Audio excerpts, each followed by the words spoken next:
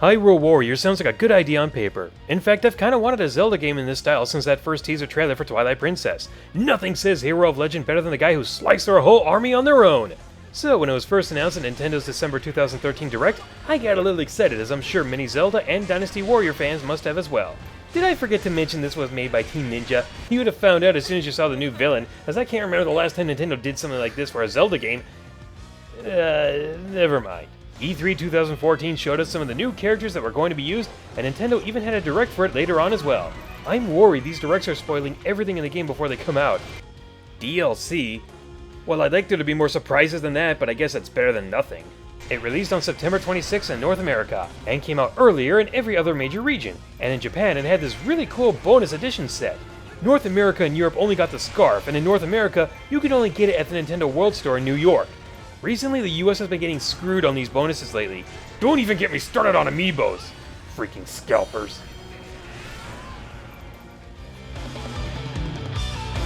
Normally, the next thing I go over is the story, but I'm gonna hold off on that for a bit and go straight into the gameplay. I've never played Dynasty Warriors, but I am aware of its infamous hit X 9,000 times to win formula, which means its core gameplay is mostly find a horde of enemies and reduce them to dust. In this case, literally.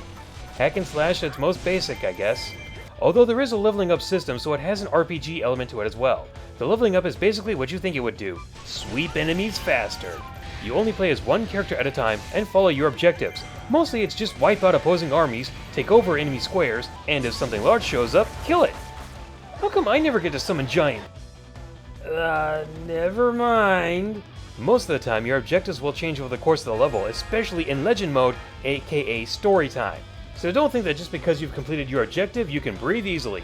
In order to take over a square, or the actual term keep, you'll have to lower this bar by cutting through enemies until the keep boss appears, then easily defeat it and the place is yours. The important ones to be on the lookout for are the ones with captured fairies, as there are some places that will cause damage just by standing in them, and using a rescued fairy will take care of that problem.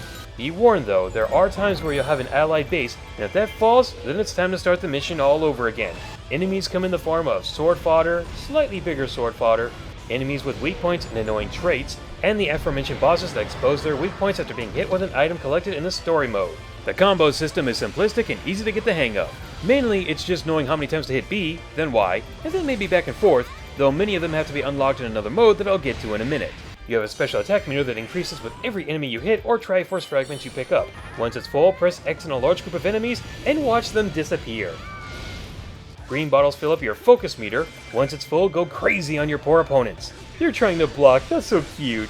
It also has a nice little feature where the longer it's active, the more bonuses you'll get. So my best advice is use it when you see a very large group of enemies. Some characters even have a special meter that allows them to perform attacks that only they can pull off, or make their attacks more destructive. For those that don't have that, they can perform a nice little strong attack. Sometimes enemies will drop hearts, rupees, weapons, or materials that you can use to further improve your character in the bazaar. Here you can trade rupees to level up your character, combine weapons to make them stronger, or give them bonuses. Give your characters new moves like I just said a minute ago, give them more abilities, etc. Combining weapons helps out, but only if your weapon has enough slots. For example, if a weapon has, say, 2 empty slots, but you have other weapons that only have 1 bonus, then you can combine them into one weapon to have both traits. I personally recommend treating the ones with more experience, slots, stars, rupees, materials, and weapons with great care. Just note that you can't have more than one of the same kind of bonus per weapon, and if you are combining a weapon that has 2 fill slots into another weapon, you only get to transfer the one you choose. This will cost you rupees, as does pretty much everything else in this place, such as adding new abilities as well as having the material in order to process your order. This actually has more depth to it than the actual gameplay in my honest opinion. I don't know how I feel about that.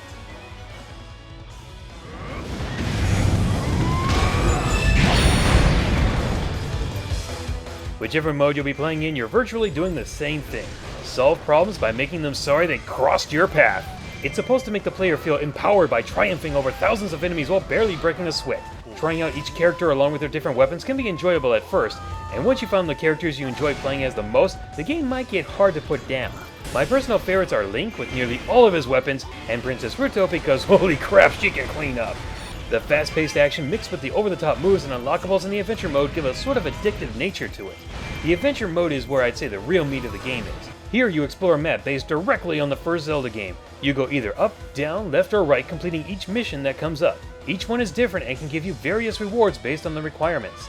Unlike the story mode that hasn't been explained yet, here you're ranked on how well you did, and sometimes meeting or besting that requirement not only gives you more stuff like weapons, heart containers, and a new character, but may in fact be required to open up the next part of the map. Some rewards here are only used for this mode. For example, a compass. You can use the compass to find out where a secret is, but you'll need another item in order to unlock it. It kinda has a puzzle-like element to it, except that it's kind of easy to figure out, and the game does tell you the best way to use them. Unless it's a candle in a bush, or a bomb in a wall, in which case the compass will help you from playing a guessing game with your items. Some of the adventure mode requirements are... who am I kidding? Most of them are very, very easy, assuming your character is at a high enough level, as there are some that require you to use another character, so all that hard work they put into making these characters won't be neglected. Don't forget that if a character isn't at a high enough level, you can use those rupees to give them a boost. It's like rare candies, except you're gonna need a lot of them.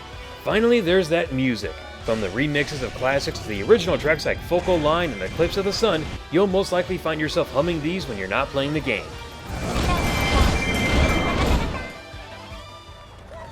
And with that transition, it's time to go over the negatives of this game.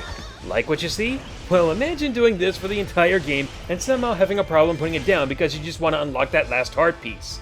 There are plenty of moves to use, but the problem is most characters have what I call a crowd control move, meaning they make short work of a large group of enemies, so nearly every other combo feels useless.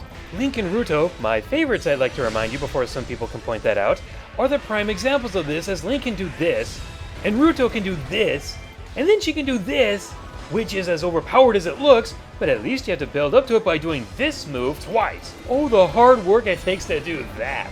I don't even know the combo, I just wait until after they've done a specific move like Link's sword uppercut, or Ruto's circle twirl, and then press or hold Y. None of their other moves feel as effective as these, and really make the other combos seem obsolete. Yes, you can use them in case you want to try something else out, and it can be the fault of the player for only using one move, but there's really no reward for trying to use as many moves as possible, and when one combo takes care of everything better than all the others, then why should I waste time doing them? It's not just the combos that feel unbalanced either. The dodge button makes the block button feel pointless. I beat the entire story mode without ever using the block button. What was the point of having that move again? Okay, so I've put this off long enough, but I guess that was close enough to start talking about what this game calls a story. As simple as possible, a dark force tries to take over Hyrule. Yes, it's really who you think it is, as there are no surprises in the story, assuming you're familiar with Zelda lore or have played Smash Brothers.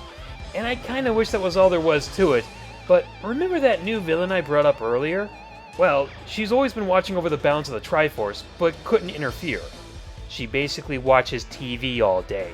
So what changed Sia's mind? Or as my friend Espio Thief asked, what does the CIA want with Hyrule? Well, she saw Link in this game, made googly eyes in her heart, found out he was bound to another girl by destiny, and in her depression that thing showed up, corrupted her, and somehow thought that Link would be hers if everyone else was dead or something. If you face-palmed after hearing that, that is the correct response. Thousands are dead and the land is ravished because she had a schoolgirl crush and said, if I can't have you, then I'll kill you and everyone else. Something that is almost as bad as that is the point later on in the story where Link learns that friendship is the Master Sword's true power. I wanted to vomit after hearing that, as throughout the whole game, they never made it feel like there was an actual moral here, and just slipped something in there because, hey, we need to teach these players a lesson, even though they probably heard this 1,000 times already.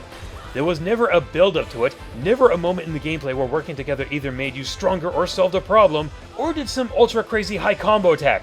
A cutscene maybe, but just like that one, it can be skipped, thereby not having nearly as much of an impact as having in the gameplay would have.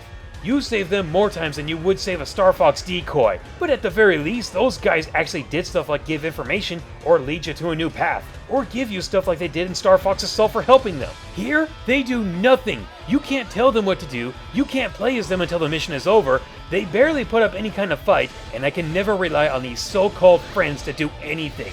If being around them allowed you to make some kind of superpower teamwork attack, then I could probably see a connection, but there's nothing! Your soldiers are even worse, as they just stand there. Would you guys stop looking at the bomb chute? It's not a parade float, it's a bomb! We have to stop it before it gets into our base! Thankfully, the enemies aren't much smarter except for the ones that actually try to attack you. The grunt enemies are as challenging as cutting grass. but it's this balance of taking over squares, helping allies, defend bases, defeating the bigger threats, running back and forth all over the place because no one else can be bothered, doing everything by yourself, and even be on the lookout for gold scatollas that give rewards when they come up that are supposed to act like this game's challenges. Hey guys, think you'll be fine on your own for a few seconds? I gotta leave the battle to find this bug to complete a picture. Actually, they can hold out for a little bit on their own. Even if something dire comes up in the story, it doesn't have to be taken care of right away.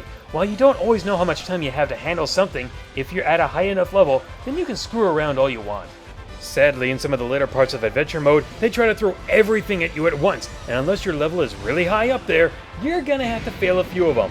Manhandla stocks that bomb your base miles away, specific enemies out to cause more trouble than usual, Coco's more powerful than any army in the game who just so happen to show up at the worst possible time. Ugh! And those bomb chews really want your attention, and when you have to deal with about 5 things at once, you'll wish you had some actual friends to help you out. On that topic, the game does have a co-op mode, which is nice, though I find it odd whenever you're next to each other, it starts to slow down. The game will also slow down when there's too much going on, no matter what mode it is, so you know, friendly heads up and all.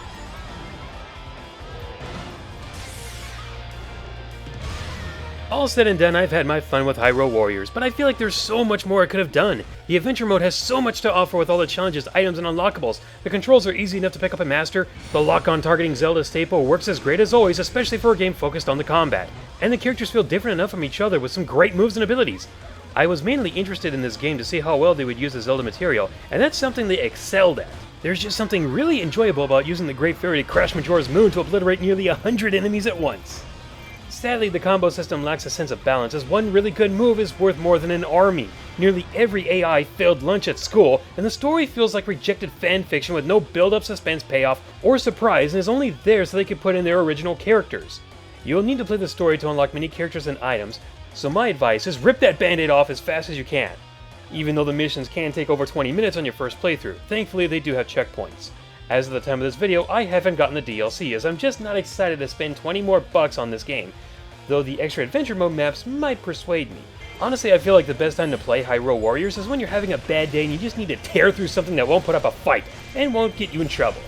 Or in my experience, if you get sick and can't concentrate when playing another game like Smash Brothers, but still want to play something. It's flashy, it's repetitive, and somehow it's addictive.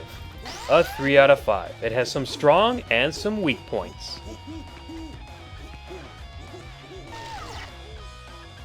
There may be some little things I may have forgotten, like the morale system, and if I did, it's mainly because I felt they didn't seem that important to me or the game. Just like the morale system, it's supposed to make your side or the other side stronger or weaker depending on the battle scenario, but I never really noticed much of a difference except the shade of color on them. An element like this should have a bit more of a dramatic impact if you ask me. The best ones to use are experience, slots, materials, hearts, stars and horseshoes, clovers and blue moons, pots of gold and rainbows, and tasty red balloons. I haven't had Lucky Charms in years. I kept wondering what Link was doing here for his special with the gauntlets. Was he flipping the world over or something? But it turned out it was just him screaming in midair with the ball already on the ground. I like my idea better. Let's see what these Amiibos can get you.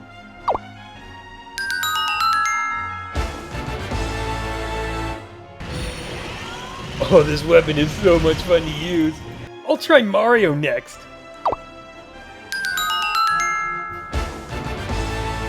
I guess that's not bad. How about Fox?